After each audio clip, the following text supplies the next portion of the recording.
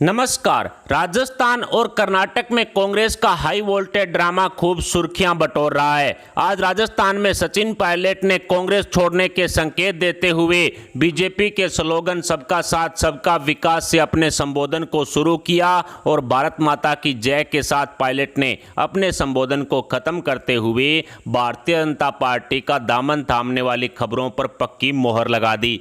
राजस्थान की तरह ही कर्नाटक की सिद्धारमैया सरकार में डीके शिव कुमार के बदले बदले तेवरों ने कांग्रेस आला कमान की नींद उड़ाकर रख दी है। ढाई साल वाले फार्मूले पर सरकार बनाने वाले मुख्यमंत्रियों ने अपने साथी नेता को कांग्रेस पार्टी से बाहर का रास्ता दिखाने के लिए एड़ी चोटी का जोर लगा दिया, जिसका नतीजा रहा कि मध्य प्रदेश में ज्योतिरादित्य सिंधिया जी कमलनाथ की सरकार गिराकर बीजेपी में शामिल हो गए।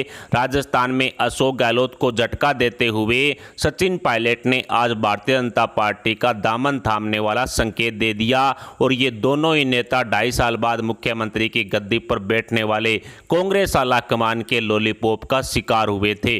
अब इसी 2.5 साल वाले फार्मूले पर कर्नाटक में सिद्धारमैया को सीएम गद्दी पर बैठाया गया है। डीके शिव कुमार को कांग्रेस आला कमान ने सिंधिया जी और पायलट की तरह लॉलीपॉप देते हुए डीके से 2.5 साल बाद कर्नाटक का मुख्यमंत्री बनाने वाला वादा किया है, लेकिन कांग्रेस आला कमान के इस वादे पर डीके को कतई भरोसा नहीं है, क्योंकि राजस्थान, मध्य प्रदेश, छत्तीसगढ़, पंजाब, हिमाचल प्रदेश में जब कांग्रेस आला कमान का ये 50-50 वाला फार्मूला सुपर डुपर फ्लॉप हो सकता है तो कर्नाटक में क्यों नहीं। इसलिए डीके शिव कुमार ने अपने आप को सिंधिया जी, सचिन पायलट, टीएस सिंहदेव, कैप्टन अमरिंदर सिंह, रानी प्रतिभा सिंह की तरह जलील होने से बचने के लिए उपाय ढूंढने शुरू कर दिए हैं। सिद्धारमैया सरकार बनने के बाद डीके द्वारा उठाए गए उन कदमों के बारे में आज विस्तार से चर्चा करेंगे जो सिद्धारमैया सरकार और कांग्रेस के लिए जल्द ही मुसीबतों का पहाड़ बनकर सामने आ सकता है। कर्नाटक विधानसभा चुनाव में बम्पर जीत के बाद कांग्रेस आला कमान ने डीके को सीएम गद्दी से दरकिनार करते हुए सिद्धारमैया को मुख्यमंत्री की गद्दी सौंप दी, जिससे डीके शिव कुमार को बहुत बड़ा झटका लगा। लेकिन कांग्रेस आला कमान ने 2.5 साल वाले फार्मूले के आधार पर कर्नाटक की सीएम गद्दी को शेयर करने का वादा डीके से किया और डीके द्वारा किसी भी तरह के बगावती कदम उठाने से रोकने के लिए कांग्रेस आला कमान ने डीके से सहमति बना ली। लेकिन सिद्धारमैया गुट के नेताओं ने पायलट और सिंधिया जी की तरह डीके को ठिकाने लगाने के लिए चालें चलनी शुरू कर दी, जो डीके को कतई रास नहीं आई। सिद्धारमैया गुट के नेता एमबी पाटिल द्वारा डीके को सीएम गद्दी पर बैठने से दरकिनार करते हुए पूरे 5 साल तक सिद्धारमैया को ही मुख्यमंत्री बताना शुरू किया, तो फिर डीके ने भी तुरंत प्रभाव से बीजेपी नेताओं का दरवाजा खटखटाया और डीके ने प्लान बी पर काम करना शुरू कर दिया। सिद्धारमैया सरकार बनने के बाद डीके ने बीजेपी नेता और पूर्व मुख्यमंत्री बसवराज बोम्मई से एक सीक्रेट बैठक की और इस मुलाकात के दौरान दोनों नेताओं के बीच कर्नाटक की राजनीतिक परिस्थितियां और कांग्रेस में चल रहे हाई वोल्टेज ड्रामे पर चर्चा होना स्वाभाविक है। पूर्व मुख्यमंत्री बसवराज बोम्मई से मुलाकात के बाद डीके ने बीजेपी के दूसरे वरिष्ठ नेता एसएम कृष्णन से बेंगलुरु में लंबी बैठक की, जिसमें भी कर्नाटक में बीजेपी कांग्रेस की राजनीतिक गतिविधियों पर चर्चा होना स्वाभाविक है। बीजेपी नेताओं से डीके की हुई मुलाकात के बाद डीके ने जेडीएस नेता और पूर्व प्रधानमंत्री एचडी देवगौड़ा से भी एक सीक्रेट बैठक की। बीजेपी और जेडीएस नेताओं से डीके की मुलाकात के बाद कर्नाटक के साथ साथ दिल्ली की राजनीति में हड़कंप मचा देने वाली खबर सामने आई। बीजेपी जेडीएस के गठबंधन की चर्चाएं शुरू हुई तो कर्नाटक की राजनीति में दोनों पार्टियों के गठबंधन वाली खबर से सिद्धारमैया सरकार की जड़ें हिल गई, क्योंकि बीजेपी जेडीएस नेताओं से डीके की मुलाकात के बाद दोनों पार्टियों का गठबंधन हुआ, तो इस गठबंधन में डीके की भूमिका पर सवाल उठने लाजमी है।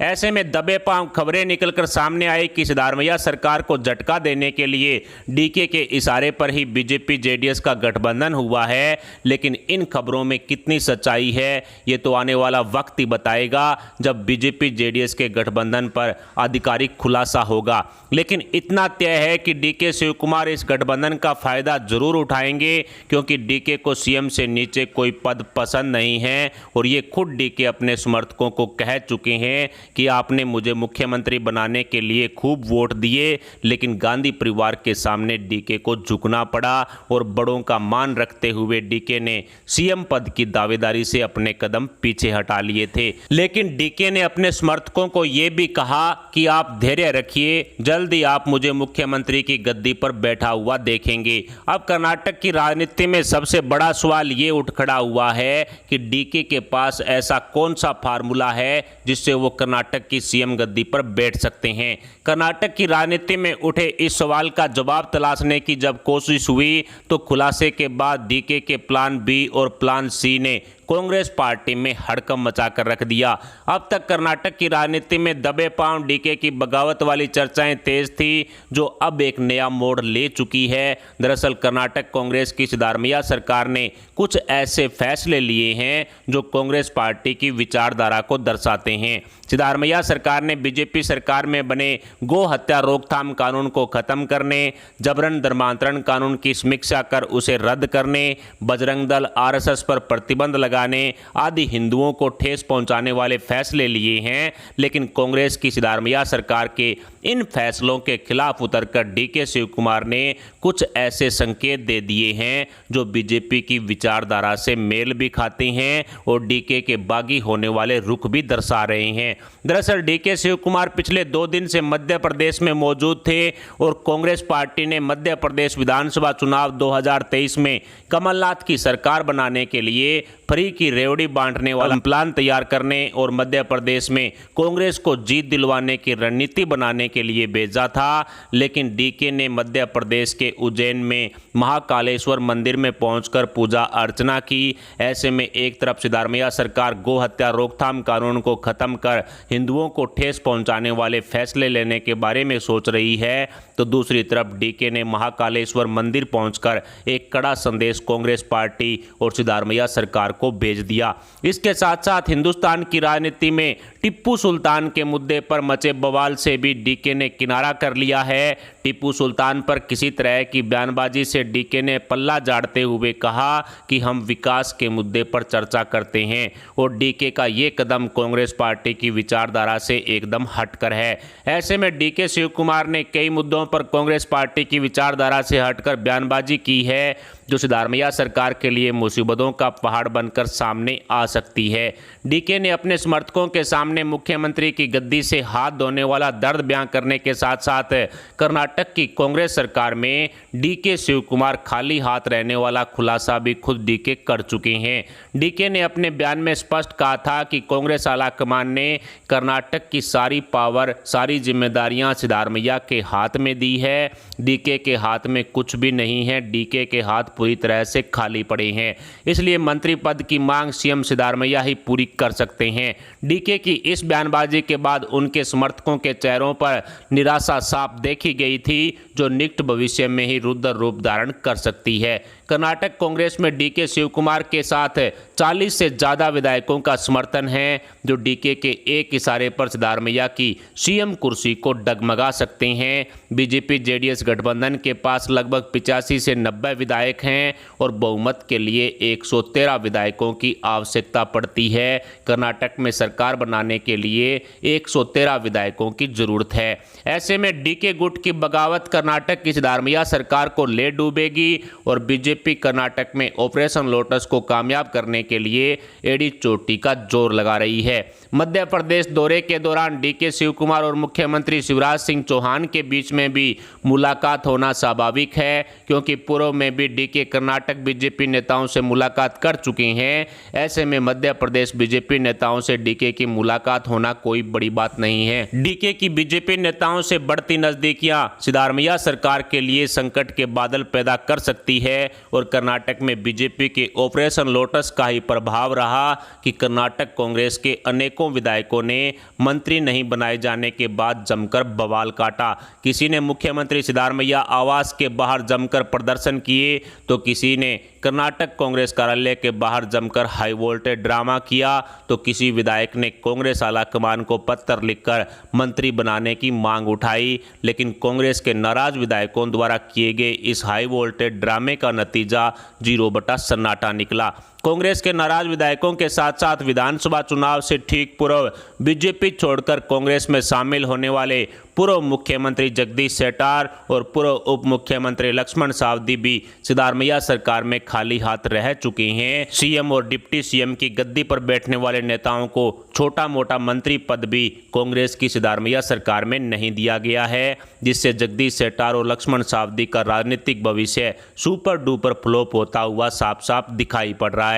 खबरें आ रही है कि जगदीश शेट्टार गुट ने कर्नाटक कांग्रेस के नाराज विधायकों में सेंधमारी करनी शुरू कर दी है, ताकि जगदीश शेट्टार और लक्ष्मण सावदी की घर वापसी के दौरान कर्नाटक कांग्रेस के कई विधायकों को अपने साथ लेकर जाएं, तो बीजेपी में दोनों नेताओं को उनके ओहदे के अनुसार कोई बड़ा पद मिलने की उम्मीद है। लेकिन इन खबरों में कितनी सच्चाई है ये तो आने वाला वक्त ही बताएगा। लेकिन इतना साफ हो चुका है कि कर्नाटक कांग्रेस में कुछ भी ठीक नहीं चल रहा है और आने वाले समय में बीजेपी जेडीएस के गठबंधन द्वारा कोई नया खेला कर्नाटक की राजनीति में शुरू किया जा सकता है। लेकिन डीके शिव कुमार गुट के इशारे पर ही कहीं न कहीं बीजेपी जेडीएस के बीच गठबंधन होने की चर्चाएं जो तेज हो रही है, उससे ऐसा लग रहा है कि डीके शिव कुमार भी आने वाले समय में मध्य प्रदेश के सिंधिया जी बन सकते हैं, या फिर राजस्थान के सचिन पायलट बन सकते हैं, या फिर पंजाब के कैप्टन अमरिंदर सिंह बन सकते हैं।